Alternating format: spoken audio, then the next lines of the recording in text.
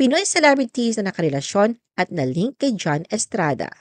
Ikinasal sina John Estrada at Janice de Belen noong 1992 at nagkaroon ng 4 na anak, sina Ina, Moira, Kyla at Yuan. Nagwakas ang kanilang pagsasama dahil sa pagtataksil umano ni John sa kanyang dating Magandang Tanghali Bayan co-host na si Vanessa Del Bianco. Naghiwalay sila noong 2001 at tuluyang naanal ang kanilang kasal noong 2004. Si John at Vanessa Del Bianco ay nagkaroon ng relasyon noong late 90s hanggang early 2000s. Naging kontrobersyal ito na si Vanessa umano ang dahilan ng hiwalayan ni John at Janice de Belen. Nalink noong 2007 si Gretchen Barreto kay John matapos kumalat ang litrato nilang naghalikan sa birthday party ni Rufa May Quinto.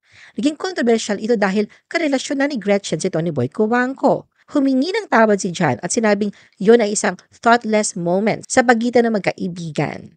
Noong 2023, naghiwalay sina Priscilla Meireles at John matapos ang kanilang kasal noong 2011. Ayon kay Priscilla, hindi na siya masaya at hindi na ibigay ni John ang pagmamahal na kailangan niya, bagamat mabuti itong ama at provider. Anya, wala na siyang hinanakit at naniniwalang maganda pa rin ang mga panahong pinagsamahan nila.